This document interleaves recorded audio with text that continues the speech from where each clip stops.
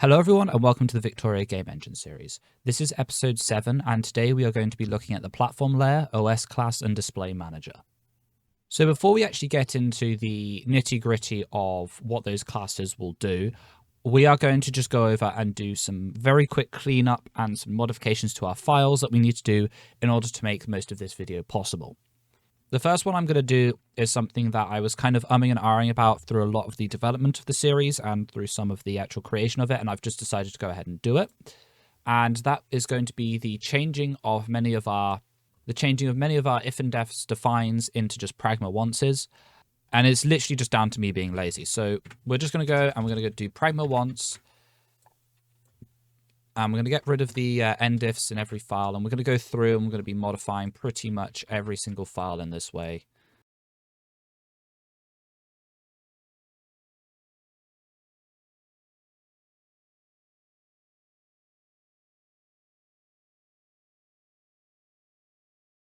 Alrighty then, so that's all of our files now all pragmaed up. And that was the only real change that we needed to make in terms of just header file stuff. The next change that we are going to do, as I close everything else because I won't need these for now. So as we can see in our logger file, we are going to be doing some changes. The first thing that we're going to be doing is we're actually going to be getting rid of this singleton. And we're going to be getting rid of the get singleton message. We're going to keep our max buffer length and we're going to keep our this. But we are going to change something as well. We're going to include stdarg.h.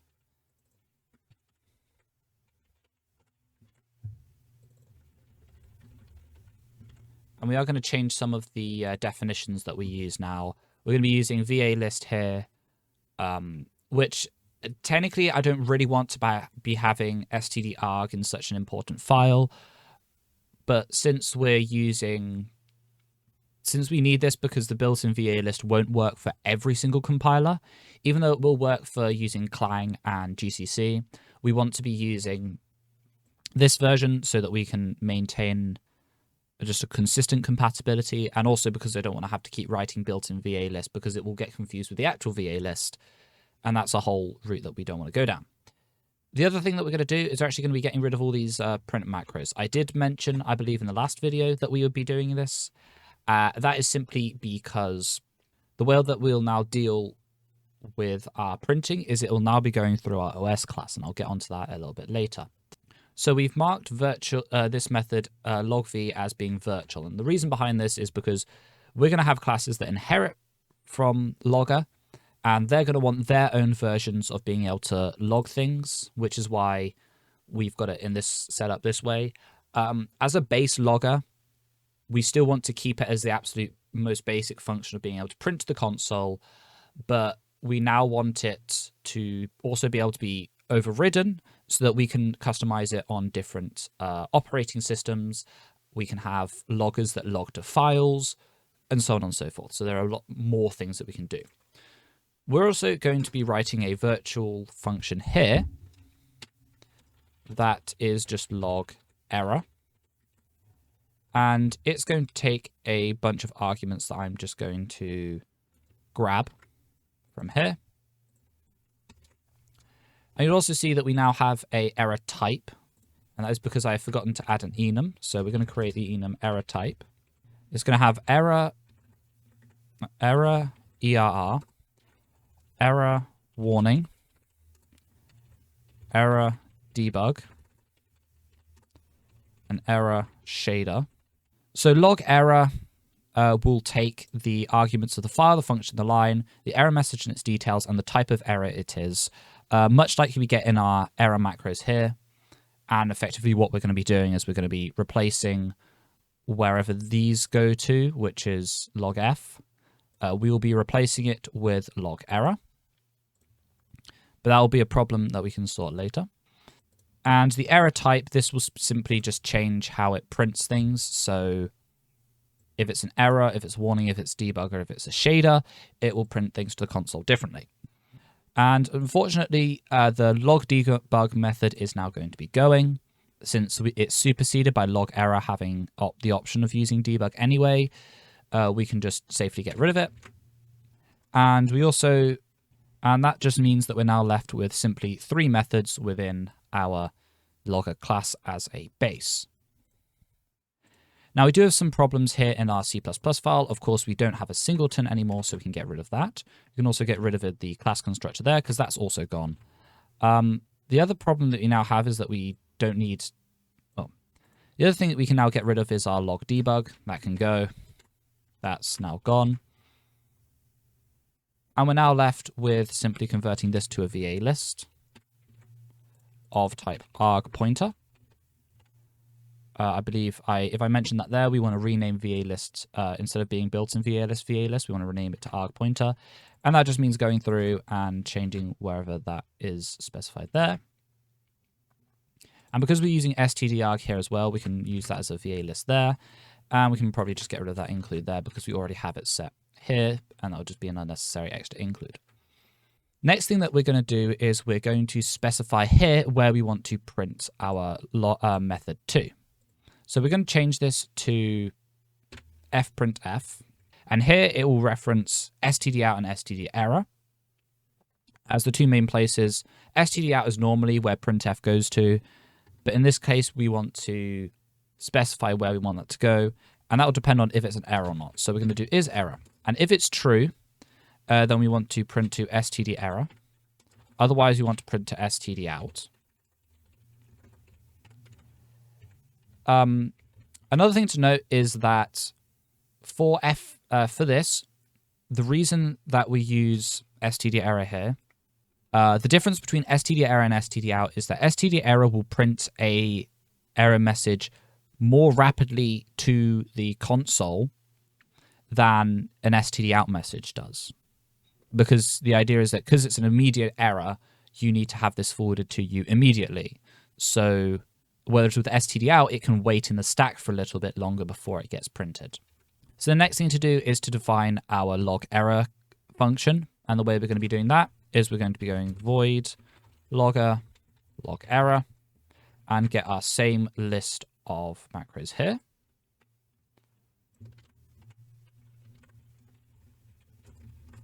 For these basic error strings, or for the error printing, we're going to be, of course, going to log f because we need to format certain things about them.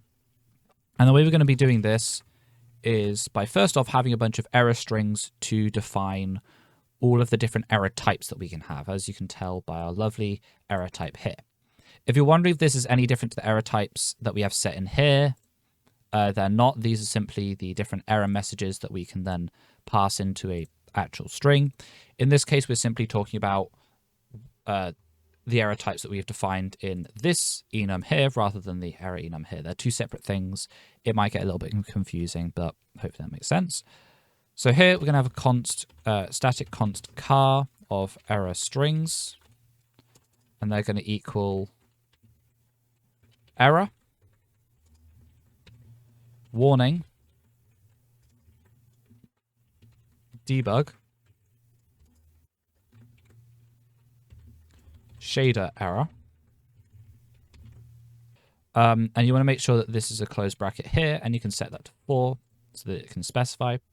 And here we set this to being a static list of strings, so that way we're not creating this array of strings every time we call this function if we don't have a higher logger set up. And these will just be saved in memory as a permanent address that we can keep referencing when we need them. So then we make our calls to log f. Of course, we're going to need to set it to true because this is actually an error that we need to pass to the console. We're going to have the format here be %s, %s, %s, \n. And then we're going to want to get from our error strings of type. Because type is an enum here, it should be able to access the error strings like an integer. So it's set 0, 1, 2, 3. So it will access 0, 1, 2, and 3. And these are the same. So then we actually want to get our message that we're trying to send to the console, which is set to error message and error details. And then we want to submit another thing, which is the new line. And this is just going to tell us where the error message is coming from. So we'll have the function that it's coming from, and I'll have %s, %i, and a new line of function, file, line. Actually, I changed my mind. We're going to do it file function line. So that way it's printed that we have the file that it's coming from, the function that's being called, and the line number that we have. And this is just my personal preference. And with that all done, that's our base logger class now all tidied up and ready for what we're going to be doing next. Before we actually get into any code, I need to explain what the platform layer is and why it's significant to what we're doing today. So as many of you will know, not every function that we want to call will work the same or act the same on different implementations of the operating system. That's evident from the fact that we have separate make files for Linux and Windows, because they compile fundamentally differently. And this goes the same for a lot of the code we need to write for getting a triangle to render on screen, which is our current goal. For instance, using the API for Windows to create a window is very different to using the APIs, plural, that exist on Linux to create a window. However, because we want to make sure that every version of the application runs the same, regardless of what device you're using, we're going to need a way to take all of that nitty-gritty direct interference with the operating system's API and put it to a higher level that every user can call, but depending on what operating system the application was compiled for, will change how the application runs. This will be a theme that is very prevalent throughout a lot of the next few episodes that we're going to be doing, because we're going to be spending a lot of time writing an implementation for Windows, and then we'll be writing an implementation for Linux. However, for now, I need to explain the more arbitrary parts of our code, and that is our base classes that we're going to be then extending in this implementation. With that all said and done, this is finally where the OS part of our core comes in, and that's where we're going to be writing os.h. And that's, again, going to be pragma once. We're going to include our core and type defs. We're going to want to include core-data-event. So once you've included those, we're going to be writing the class OS, and we're going to be opening these brackets. The very first thing that this class is going to have a section called the protected variables. If you remember from when we were talking about the different class structures, we have three main variable types: public, private, protected. Public and private you hopefully understand by now, because we've used them fairly extensively throughout the series. However, at this point, it's important to be writing to understand what protected does. Protected variables essentially act very similarly to private variables. Outside interference cannot change these different variables within the class. However, extensions of this class can change these variables and use them as well.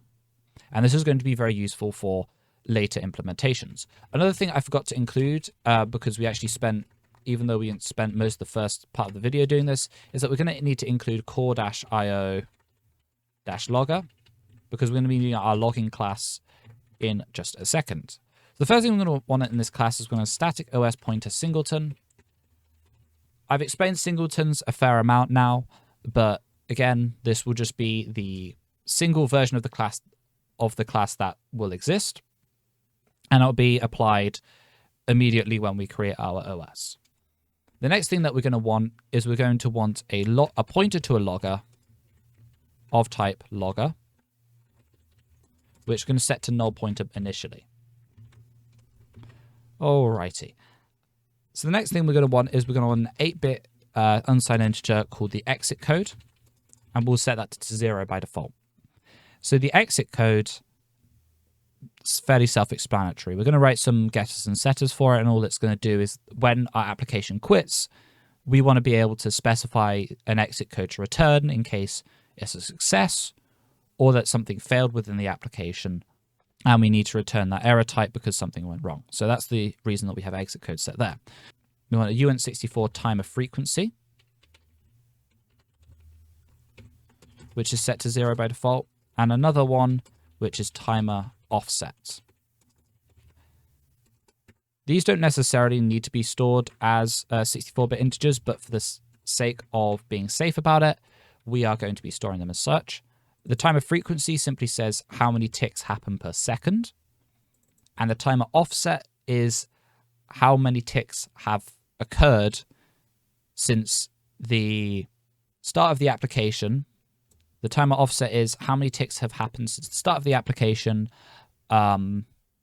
So we want to know how far off our timer is going to be set, because when we query to get our delta time, there's going to be several seconds at the time of the application in between us hitting the main entry point, which is registered by the application, and us actually getting to the point where this timer offset is applied.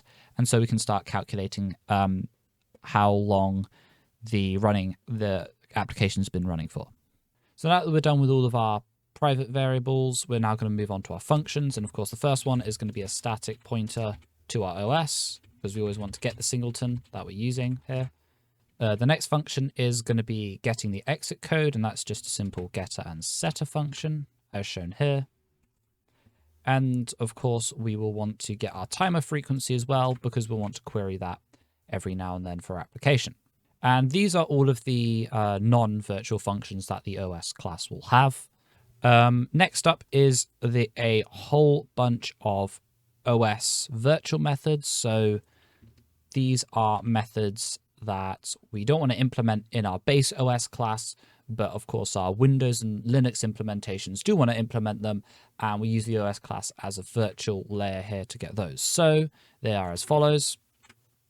We have our first list: alerts, prints, print error, printer, and so on. We also have our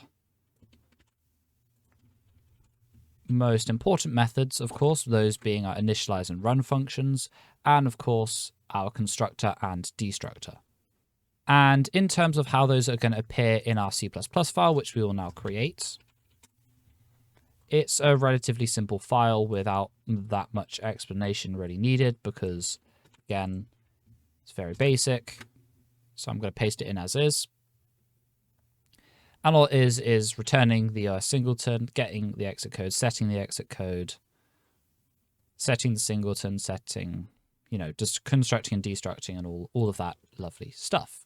So there is another class that is going to act as effectively a virtual layer on top of our OS class. So this will be our DisplayManager class, and the reason we're having this differentiation between OS and DisplayManager is because some functions are going to be very specific to display-related stuff, and some of them are going to be more specific to just the general operating system. And depending on whether a function is directly correlated to one or the two will determine which file it goes into. That being said, all we need to do under our OS folder is create a class called DisplayManager.h. We're going to pragma once. And then we're just going to include our type defs and our error macros. And then we have the class itself. So display manager. So in terms of the things that the display manager is going to own in of itself, there's just only really one thing, and that's of course the singleton. There's not a lot else that this class really needs as of the current implementation, since all we're doing is creating a window and then getting rid of it if it exists. But of course, all the window implementations are going to exist in the extension of the DisplayManager class. So we have a couple of public variables before we actually get to the functions, and these are as follows. I don't know why they formatted weirdly like that. But effectively, all they are is our singleton class, a constant definition for an invalid window. So when we're creating windows, this is sort of a thing that exists for when we want to be creating more than one window in the future. I have it just set up here so far that it is an ID that exists, but we won't really be using it outside of a couple of functions. But the idea is that because a unsigned integer can't have negative numbers, it wraps around to being 255. Of course, most applications won't be running 255 windows, so this should be okay, but there is a chance that might be a problem in the future. And we just have an enumeration here of the different kind of window notifications that we might get. And in our current implementations, we're only really going to be using this one because we don't really care about a mouse entering or exiting just yet. However, where that will be used is in a couple of our functions. So the first few functions in this file are going to be as follows. So notification callback is effectively designed so that whenever there is a notification or an event that happens within a window that needs something to happen within other systems that we don't want to directly call from within this implementation of our class, the notification callback will delegate the appropriate responses to whatever that is.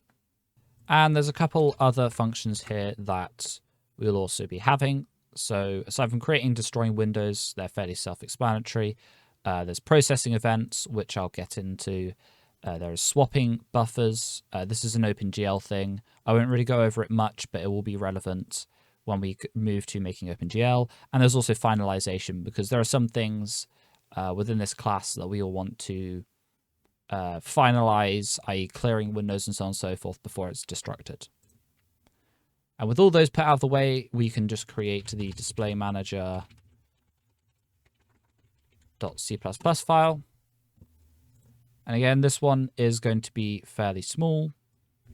Since we only really have 2 default functions that actually exist, or 3 non-virtual functions, they're going to be as follows. We just declare our singleton in this class here. We declare the notification callback, so this is all it does.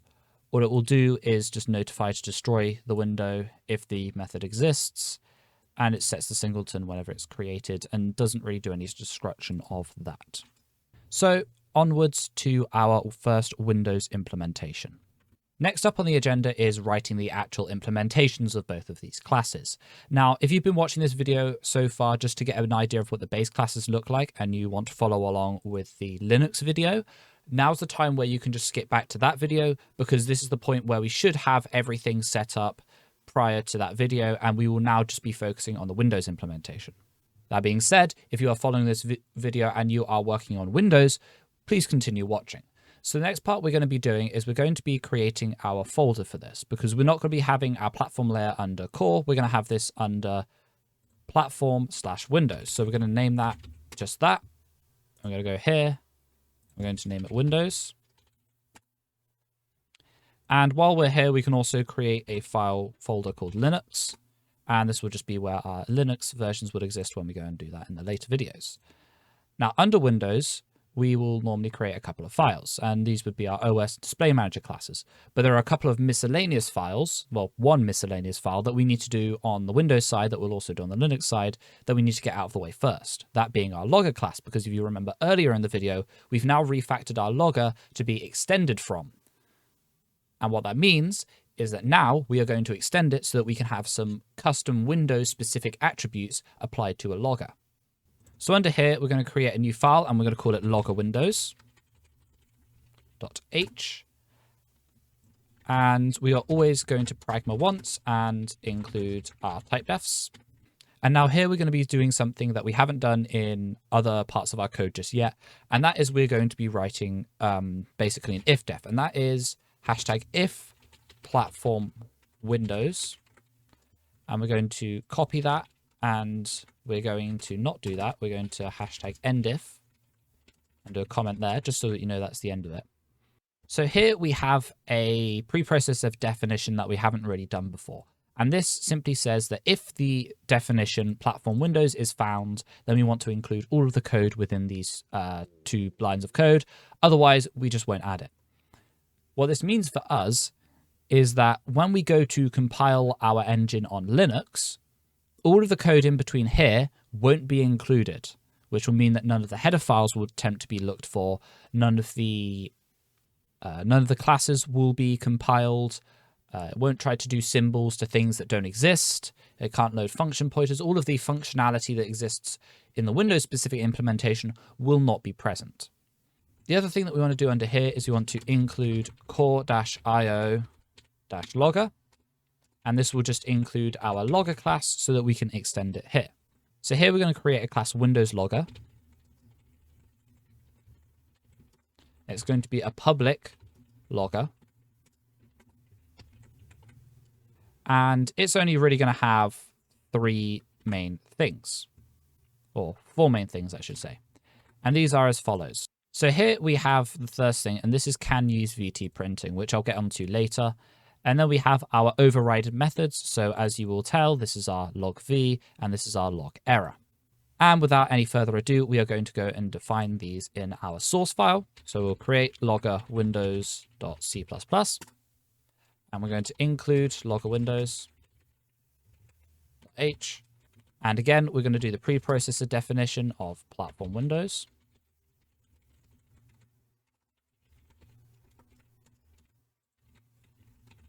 First off, all we're going to do is we're going to create our class constructor, and that is a Windows logger. Windows logger here is that in this instance of the class, we'll set can use VT printing to use VT. And now is probably an excellent time to explain what VT printing is. So VT printing stands for Virtual Terminal Processing. And what that means is that on some builds of Windows, notably the very old builds that we probably won't really be able to support with most of the stuff we're trying to do anyway, it does not support using ANSI escape codes. If you're wondering what an ANSI escape code is, it's effectively a set of characters that you can define in a C string that when printed to the console will change some of the text attributes. So that's how in consoles you can get bold text, you can get colored text, you can get underlined text, you can get highlighted text. All those sorts of things are ANSI escape codes. Now you can get these same effects with Windows' own implementations, but for the sake of making some of our code a little easier to read, we're going to be using these escape codes in certain places. So under the ifdef, we are now going to want to include some Windows headers. And before we actually include that, we're going to be using a very fun macro that Windows gives to us. This is the Win32 lean and mean macro. While it's a very amusing name, but what it means is that whenever we include windows.h, ignore the fact that it's doing the capital W, you want the lowercase one.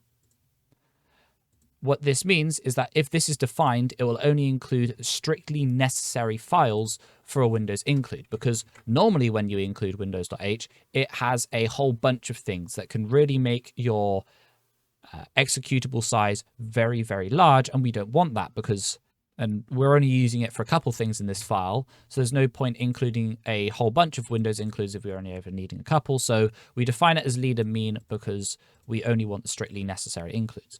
But from that list, we're going to want to also include stdio.h because we're going to need it for some of our input-output, as you can guess. And we're going to want to include string.h as well, which eventually we could replace with our own string library, but for now we are going to be keeping it here. So the first function that we're going to have is our log v function, and I'm just going to show it right here, and I will explain it as we go through. So I kind of give a brief reason here, and this is just to understand it for most people wanting to read the documentation. It doesn't necessarily always appear because we're not normally logging. We don't normally highlight it as the Windows logger because we're normally going through the virtual methods, but whatever. So this is an example of what VT printing does not do. So down here, we have defined what an escape code will normally look like. So you'll normally have the characters \033 and then an open bracket, and then it will want a number.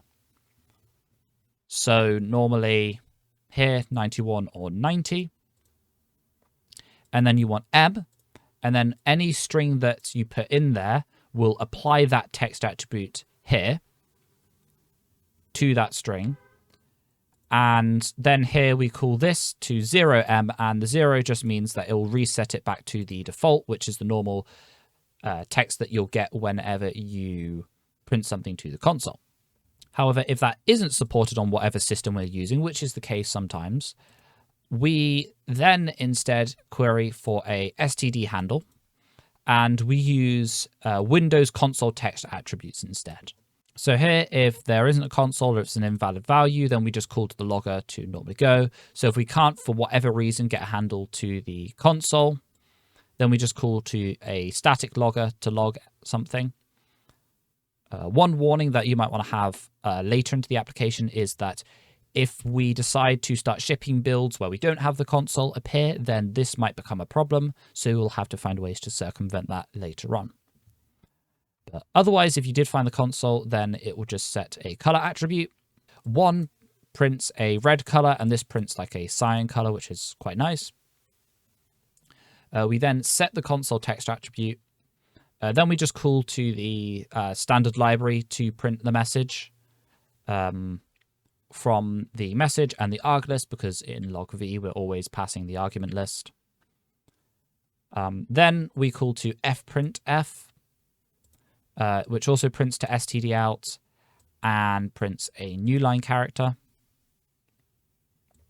And then here we set the console text attributes again, and that will just set the blue, green, red, will just set all of them back to white, which means that it will set back to the default value. And that's our way of making sure that they set properly. And that's effectively how the virtual terminal processing works. Otherwise, we need to do some other things.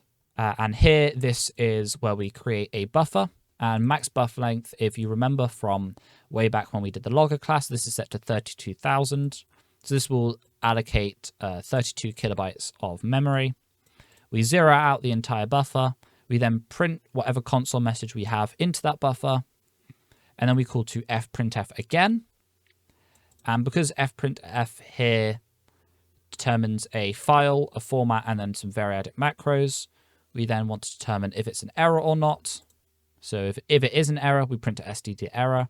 Otherwise, we print a std out. And then it formats this error so it gets the color that we want. So if it's an error, we want 91, which is a bright red. And if it's not an error, then it's just 90, which is a dark color. It's a black, I believe, but it's a visible black. And then here, because the string is after that, it will format in the buffer. And that is printed to the console for all of us to see. Anyway, next up in our function list is the log error, which I'll show as follows. All it's doing here, if we can't use the virtual terminal processing, we don't do anything special for error messages, even though technically I've looked and we could do something. So what we do instead is we just call to logger to print whatever message it is in the details as errors, and then here it prints that as regular text. And because I'm changing how I want to do this, because I'd like to change my mind a lot, I'm also going to swap around file and function here, since I wanted it so that file prints and then the function, then the line. However, if virtual terminal processing can be used, then we can get some wonderful messages. So when I introduced the error type thing, I didn't normally have it formatted in here, and maybe one day we'll go back and make sure that error type is chosen. And that should also have a space there. But here we just declare the color value and the console message. And then we just loop through all of our different error types that we declared earlier in the video. And it will set them to whatever version that we have. And then we make some calls to log f. And initially we set it to true to say that, yes, we do want this to be logged as an error. And here we specify the color value, because that's the first thing we want to format in, which is a brighter version of, which is a nice bright color normally. These are all vibrant colors. The console message, so the message that we want to print. So if it's an error, warning, debug, or shader error. Then we print the color value -60, which in the case of the ANSI escape codes just brings it down to a darker tone. So for instance, the color value here for error is a bright red, and 31 is a much darker red, but that way you can discern between whether it's telling you it's an error or not, and then what the actual error is. And then, of course, as with everything else, we print in our error message and the error details. And then we call to log f again, just to log the next line, which contains our file, function, and line, as some detailed information for us to know where the error occurred. And that is pretty much everything in this file explained. There's a lot going on here, but ultimately it is relatively simple. And now that we've got that out of the way, we can move on to our OS class. So under the Windows folder, we're going to go and create a new file, and we're going to call it OS Windows. And in here, we're going to pragma once. We're going to include our core typedest.h, And again, if platform Windows, or you can spell Windows, and then you just want to end the if. So, and then under here, we're going to include core. So include core os os.h, because of course we are going to be setting up our implementation here. And we're also going to want to define Win32 lean and mean and include the Windows header. Normally, I wouldn't want to include the Windows header in a header file, but we need it for one specific part of this class that can only exist in the header file. So I'm including it here anyway. But then under that, we're just going to write class OS Windows as a public OS. And within here is where the rest of our class definition is going to go. So under here, we're only ever going to have one private variable, and that is as follows. We're going to declare this area as private. I'm going to call this an H instance, underscore H instance. So all an H instance is it's just the instance of the application that is running. So if, for instance, two windows on two separate applications are trying to register a class, normally it would throw an error because you're trying to register two windows with the same name. But because we have the unique instance modifier for each process, Windows knows that it's all good. So under here, we're going to have all of our override functions now, and they are as follows, as you will remember. So again, we have alert, print error, get current time, usesec, and get OS running time. And then beyond that, we have just a couple other methods. You'll also remember that we have initialize and run. We also have a non-virtual method here, which is get H instance. And all this will do is literally return the H instance of this class. We also have our class constructor and our class destructor, and it takes H instance as an argument for it.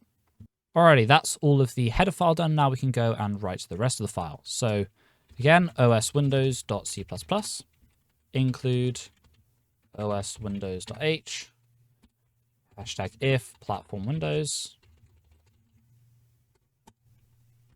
end if,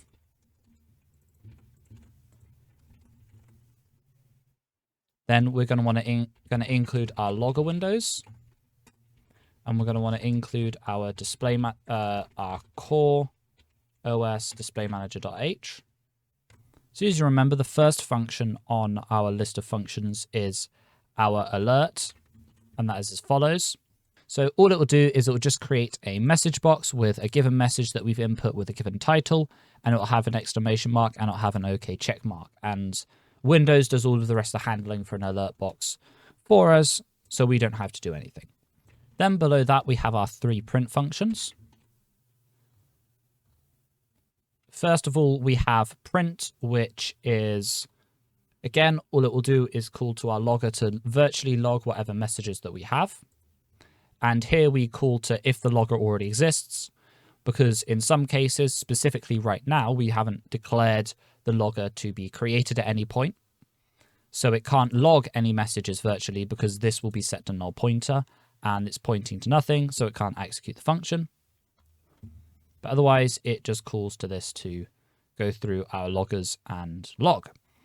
And then again, it does the same kind of thing for logging an error. Because here we have declared the error type enum in our error macros, we have to typecast it back to the logger error type so that it can be handled properly. But otherwise, it will just act pretty much the same. And we do the kind of the same thing for print error. The difference between print error and print error is that this will just flash an error as one string highlighted in that color, rather than here, which is a more formatted error message, which is designed to be used when we have a problem with our code that needs to be addressed more seriously. Below that, we have a couple other methods. You'll remember these. They are our current time and our OS running time. So here we want to get the current time. The query performance counter function, it always expects a type large integer, which is normally two unsigned 64-bit integers piled together that it can then refer to two different parts. But in this case, we just want the first part of it, which gives us the number of ticks. So we just query the performance counter like so, and it returns the appropriate number of ticks. And then we call to get the OS running time. This will get the, as you can expect, the running time in seconds rather than in ticks. The USEC here means that it has it in microseconds. So that is 10 to the minus 6 seconds. And this would simply return the time as a double, but the double will be in real world units. So this will normally return, say, 5 seconds when the application's been running for 5 seconds and so on and so forth. And the way we calculate that is we get the current time and we take the timer offset, which you'll also notice hasn't been set yet. We'll get onto that. And we divide that by getting the timer frequency, which is also something we haven't set yet, but we will do that momentarily. Speaking of that, this is as follows. This is our initialize function, and it's pretty much going to do all the things that I said we were going to do anyway. So first thing it does is it checks if our H instance has been set. If it hasn't been set, then we want to set it to the current module handle. And when you pass null to module handle A, it will return the module handle to the current application. So that is how we do that. And again, we query the performance frequency this time rather than the performance counter, which we set to timer frequency. Timer frequency, once again, is an unsigned 64-bit integer. So the first 64 bits of the number are written to wherever that is. And the timer offset is set to the current time USEC, which we just query pretty much immediately into the application. So that way we don't have to do any of the changes here when we're getting our OS running time. Next up, we have the run method for the OS Windows. So I'm just going to write this out properly. So this is, of course, OS Windows run. And all it's going to do is while true, when you've spaced it out correctly, it's going to call to the DisplayManager, get the singleton, and we're going to process events. And that's all it's going to do for now. We will go back and change this, but for now, that is all we will want to do. So the last little bit is just our class constructor. So OS Windows. We pass the H instance.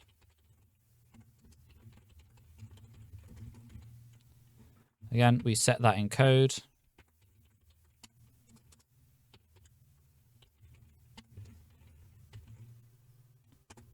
We then want to get a handle to our std out, which we do by calling to get std handle and call to std output handle. We then want to create a uint32, so an unsigned long of DW mode. And we just want to query the console mode here. So get console mode to h out and get DW mode. And this will effectively fill this with a certain number of bits to let us know certain features about the console. So then here we're going to call DW mode. We're going to or equal it against enable virtual terminal processing, not input. And if that bit is not yet set, we'll set it manually. And here we call to use VT, which is equal to set console mode to the handle out and to DW mode. And then here we're going to set our logger to be equal to a new Windows logger with useVT as its class construction argument. The way we have it set up here, the reason we do this is because if this returns false, that means that we can't use virtual terminal processing because the flag cannot be set properly. And therefore that means that when we pass it to the logger, we can't use it here anyway. And all that's left to do now in this class so far is just to go to the OS Windows, and we're going to make the destructor. And all that's going to do is that's just going to delete the logger. And that is all of this class done. So now we can move on to one more class before we start setting up the final things to put our main loop together, and that will be our DisplayManager class.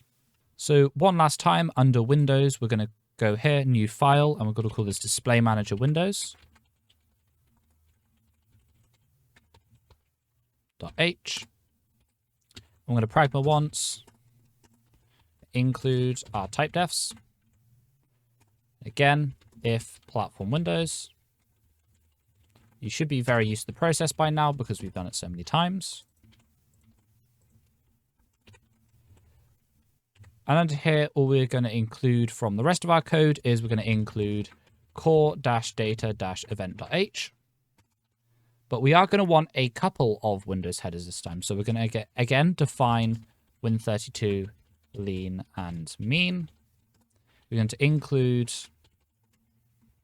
windows.h. I'm going to specifically need windowsx.h next, which we need for a couple of input things. There's also another thing that I have forgotten to include that I really should have noticed very quickly, and that is that we are going to need our display manager. So include core os DisplayManager.h. So now we're going to go and create the class. So we're going to declare class display manager windows as a public display manager.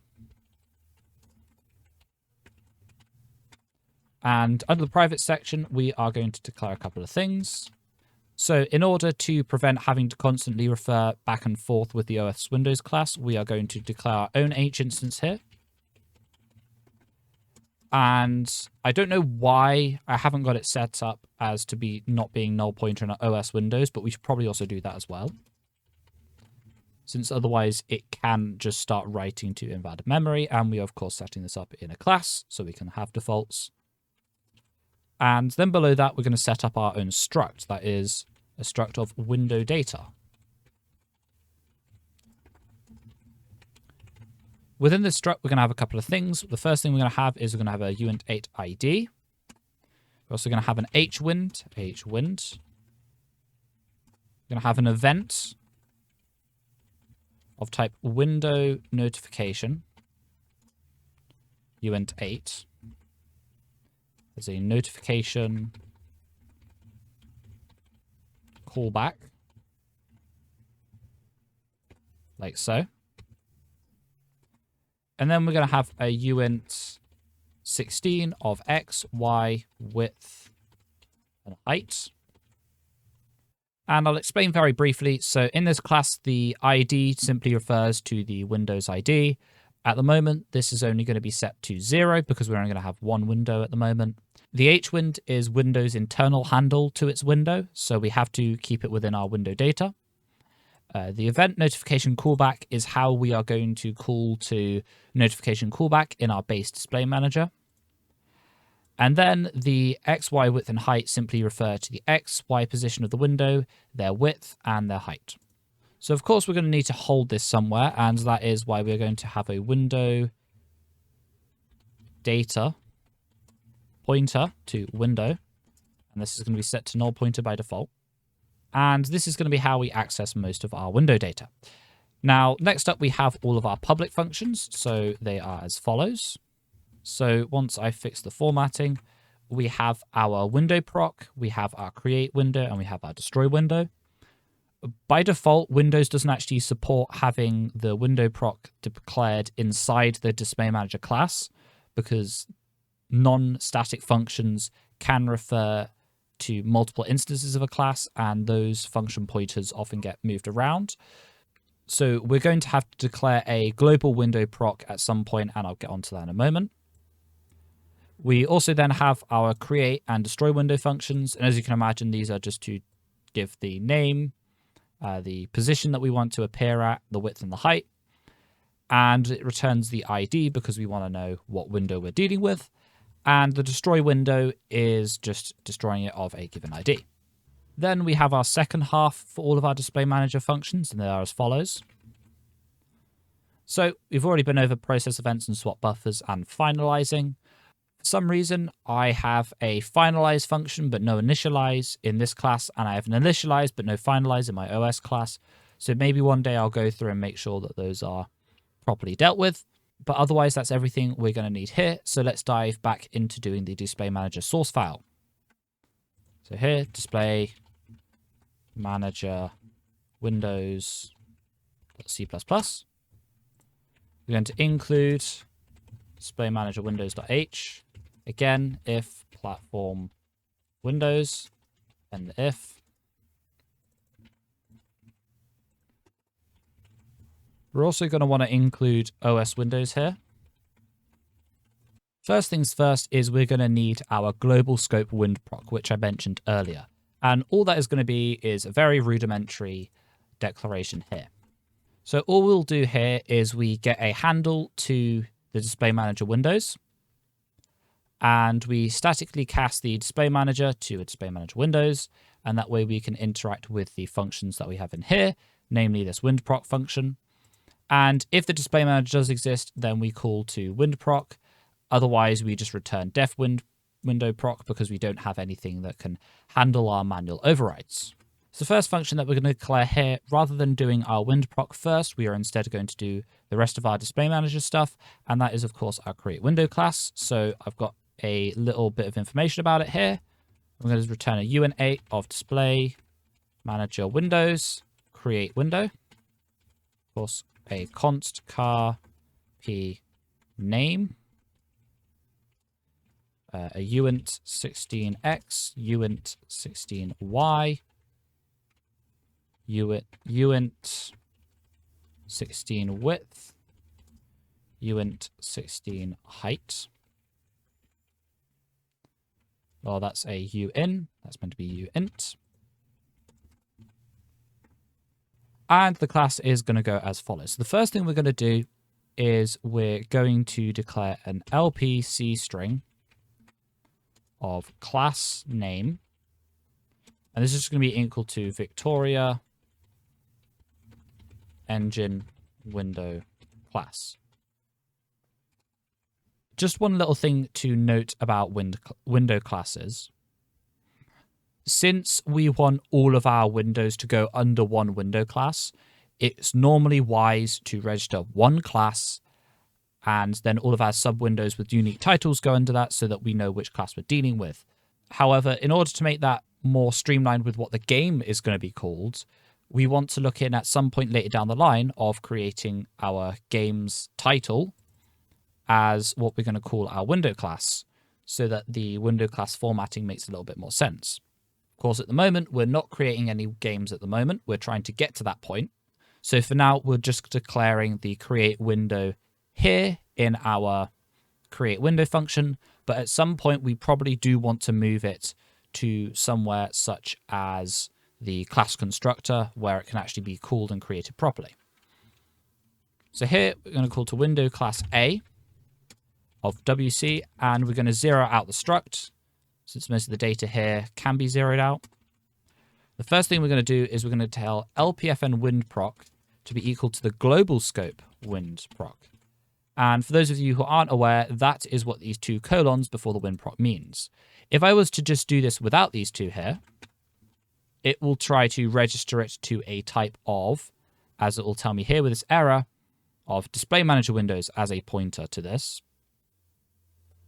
when it wants to be to just an entity of windproc that is in the global scope.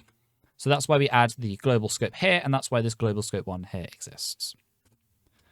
So then we just want to set up the H instance. So that's set to H instance. We then set the class name here to class name.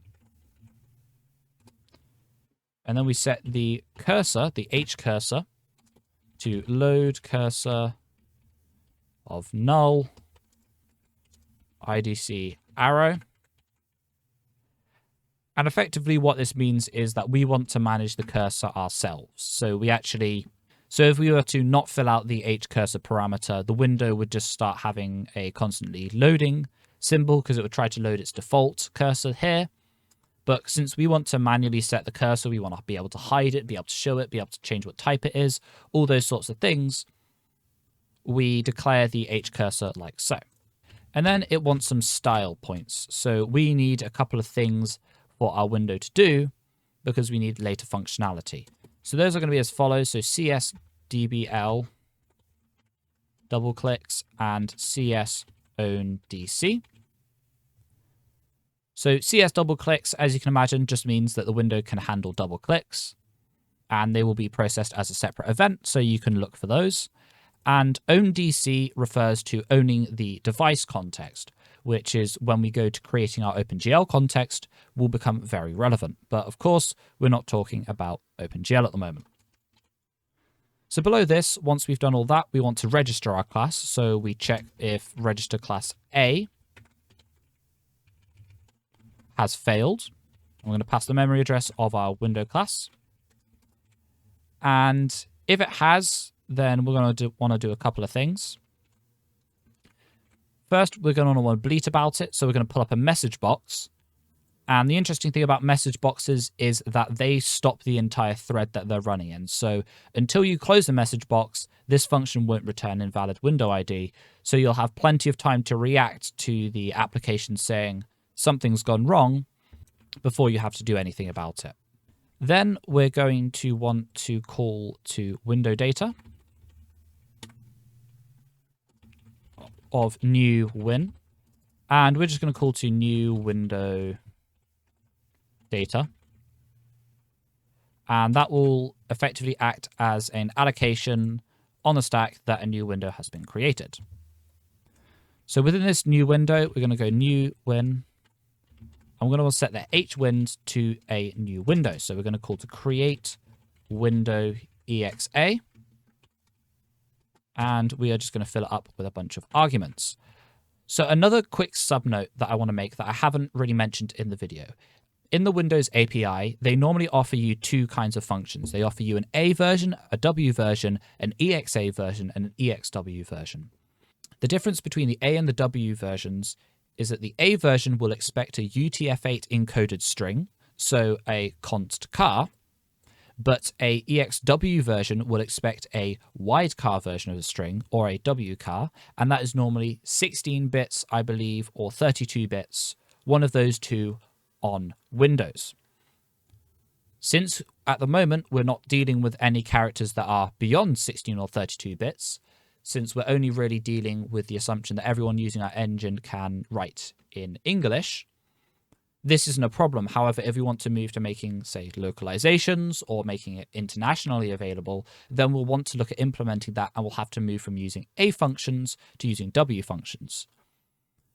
As for the EX part, this simply refers to an extended version of the function that you're looking at that just offers more options for customization that you wouldn't normally have. So for instance, in the window, it gives us a little more control over certain parts of the window that you wouldn't normally get. Anyway, with that out of the way, we can now fill in some of our information. So the first thing we're going to do is we're going to pass 0 as an argument. This is to the extended style. We don't have any extended style. The first thing I want is I want our class name. So you pass class name to that. You then want to pass the name of the window, so p name. It then wants some style things. So here we're going to call ws overlapped window and ws visible. Overlapped window simply gives you your caption title, your system menu, a frame and a minimize box and a maximize box. So as you'd expect in most normal windows, if I look at my own screen, that's giving me this title bar, this minimize box, this maximize box, this close box, and it'll give me a frame around the window that I can work with. It'll then ask you for your X, Y, width, and height, so you can just pass those in as is. Then it'll want a parent. Since we're not creating any sub-windows, we're just going to pass null here. It'll then want a menu. We also don't want to pass a menu here, so we'll pass null. It'll then ask for the H instance, which we've already set, so we can just say H instance here. And then it'll ask for LP params, and again, we don't want to pass anything there. And that is this function fully entered. So if for whatever reason that function has failed, then we want to check that by going to new data or new window, hwind, not height, hwind, and checking if it's equal to null. And here we're not going to bleat about it, but we're just going to return invalid window ID. And otherwise, we're going to want to set the new information about our window. So new win x equals x, new win y equals y, new win width equals width, new win height equals height. I can spell height. Then we're going to want to attach our notification callback. So new win notification callback.connect notification callback false. And then we're going to set window to equal the new window. And then we're going to return new win.-id, which, if I remember correctly, has not actually been set. So we're just going to give it a temporary value here of new win ID equals 0, because we are, of course, expecting for the ID to simply be 0 because there's no other windows being registered at the moment, which is also why window is not being deleted when it's being overridden, which is something that we may have to do in the future. With that monster of a function out of the way, the next thing that we have to do is our destroy window class. So again, the void DisplayManager windows, destroy window with the ID passed. And if the window ID is equivalent to PID, then we're going to want to destroy the window.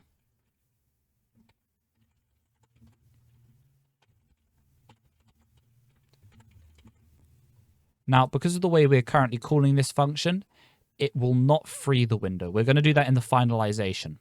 Effectively, we're just destroying the hwind. We're not actually doing anything else to the window at the moment, but we probably should in the future. Next up, we're going to look at processing events. So there's a comment here. I can get rid of it because I'll explain it in a moment. And essentially, all this function does is the first thing we do is we check if the window doesn't exist. Of course, if there isn't a window, there's no events that we can process. So there's no need to do any of the event processing, of course. However, if that is not the case, then we're going to create a new message structure, and we're going to peek at the messages, we're going to translate them and dispatch them. So the important note I have about peek message is that, so originally when I was writing the engine, I was using get message instead of peek message. Initially, this doesn't seem that important, but it's a very important thing to know because get message waits until a window event is happening. This is fine if you're running something like a rasterizer or something of that nature where you need to wait for an event to happen. But since we're trying to render things constantly and we don't want to wait for user events if the user's idling, we just want things to keep happening, it would cause the while loop here to just stall because there were no events being passed. Nothing was happening until you do something like moving the cursor or moving the window around, moving the cursor in and out of the window, typing in the window. All those sorts of things would cause events to happen when we want our window to be updating regardless of whether events are happening or not. So this is why we use peek message instead. Peek message just looks at what's in the event queue. If there's no events, it will just skip this whole process, but if there is an event, it'll translate that message, it'll dispatch the message, and it'll go back again. It'll see if there's any extra messages that have been added. Keep doing that, rinse and repeat over and over and over until the event queue is empty. So next up is swap buffers, and I'm just going to declare that here.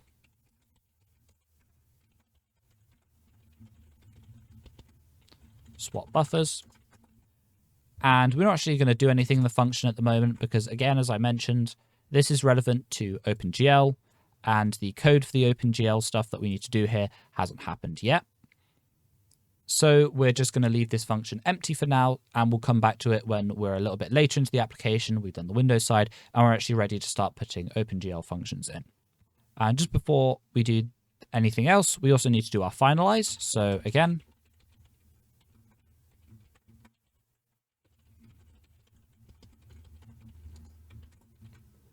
so if there is a window that already exists, then we need to call to destroy window.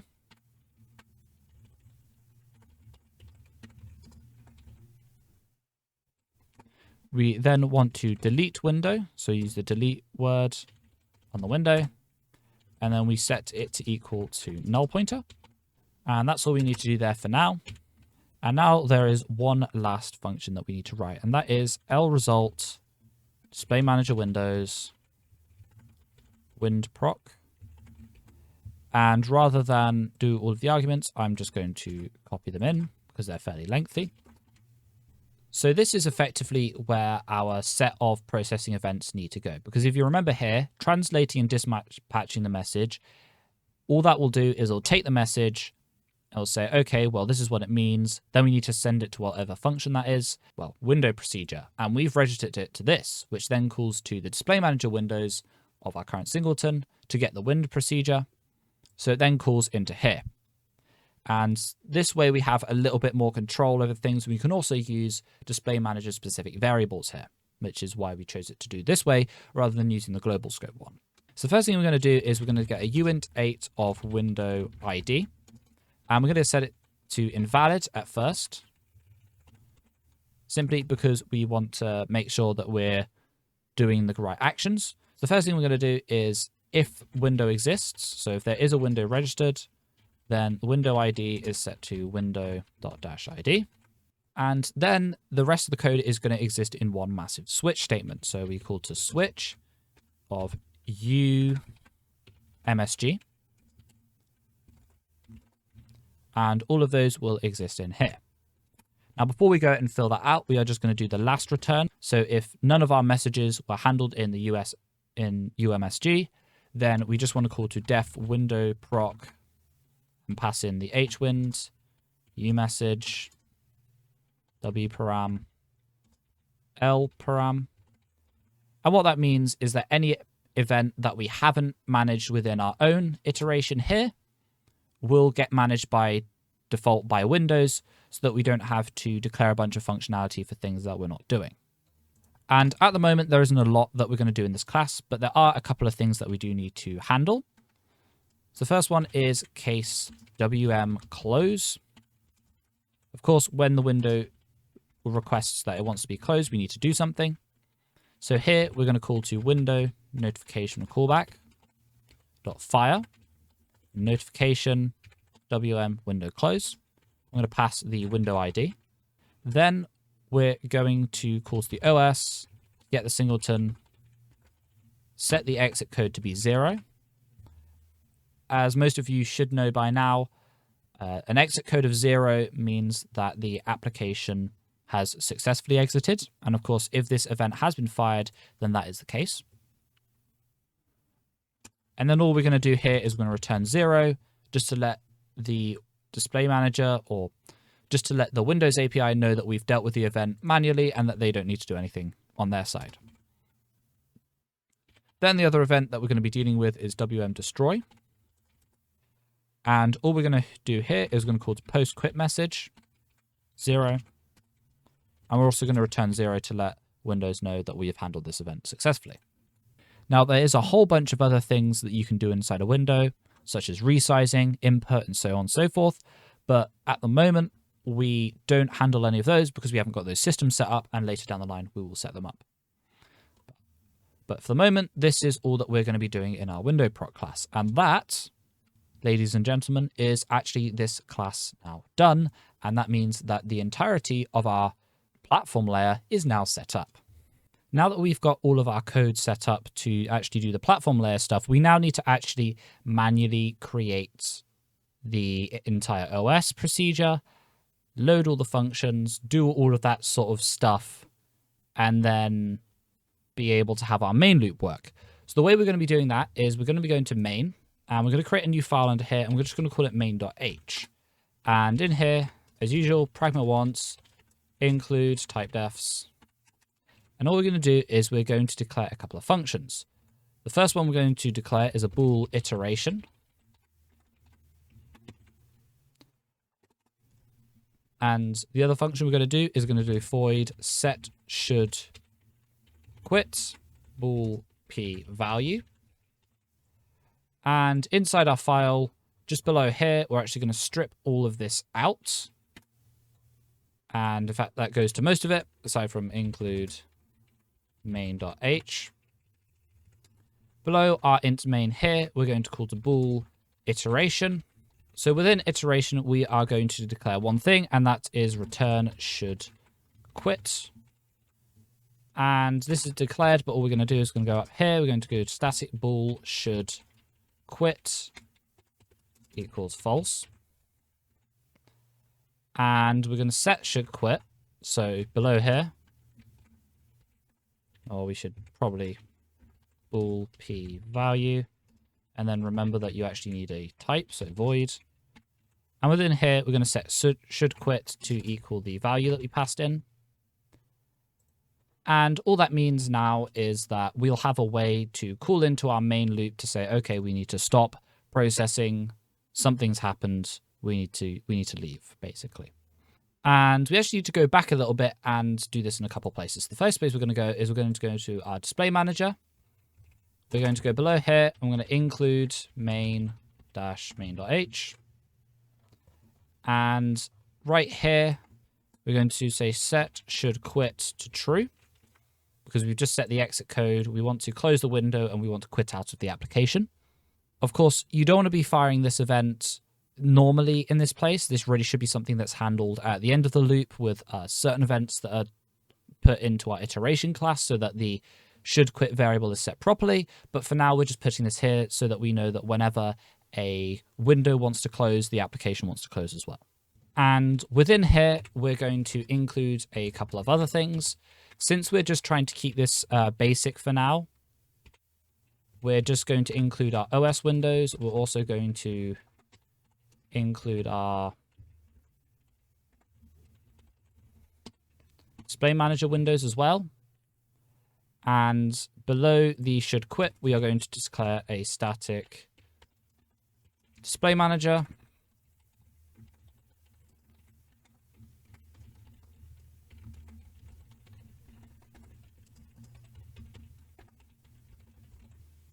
And now we're going to go and write our main application loop. So first we're going to do OS Windows, OS, passing null pointer. We're not actually going to give the module handle at the moment. We're then going to call to os.initialize. We're then going to call that display manager equals new display manager windows. And then we're going to call to os.run. Then we're going to display manager. We're going to just call to display manager itself. Finalize. And that's everything we need to do. There's another place that we need to change some code, and that is within here in our main loop. We want to say that if iteration, then we're going to break. And when we go back up here, we're going to want to include that from our list. So include main-main.h.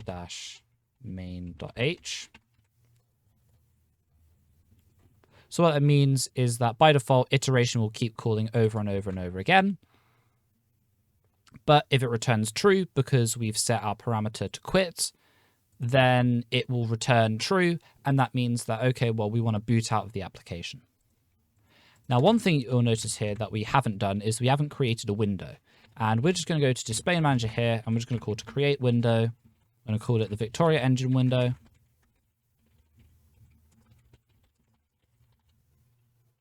And to give it a place of 100, and we're going to make it 1280 by 720 because we are in the modern era. And that is pretty much everything all set up. So now if you hit Control-Shift-B.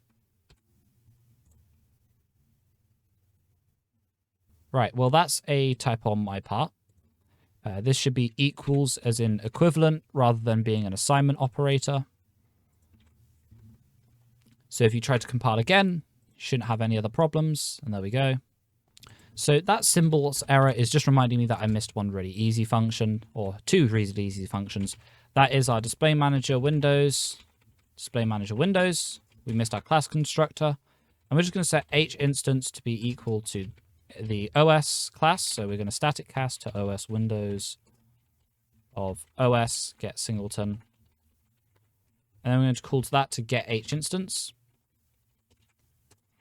And if that is null, as in HInstance does not have it set up manually, then we're just going to set it to the module handle. So get module handle A of null. And otherwise, our DisplayManager Windows destructor is just going to do nothing for now. Now, if you compile, we shouldn't get any more errors. No linker errors. And if you hit run, this is the moment of truth. You should see that you now get a window and it looks as if nothing is happening. And this is good because we are in our main loop. Events are being processed, even though we can't really see that happening. If we were to, say, print to the console, you get a whole bunch of events occurring. But overall, it looks like everything is working just fine. And if you hit X on the window, you should see that it closes. The application closes all successfully. And we have our main loop set up. So this is a big milestone. What this means is we now have our OS class set up, our DisplayManager class set up. We now have a main loop. We now have events. We can start doing a whole bunch of different systems that we previously couldn't do because of the way we had our code set up. And hopefully you'll also be as excited as I am to start moving on with this project. Now, there is a couple things I do want to note. So obviously this isn't the final form of the project. A lot of these things are going to be changing over time. Ideally, we wouldn't be declaring our DisplayManager Windows here because, of course, when we go and make the Linux version, of course, we won't have any DisplayManager Windows class. So we need to abstract that out in some way.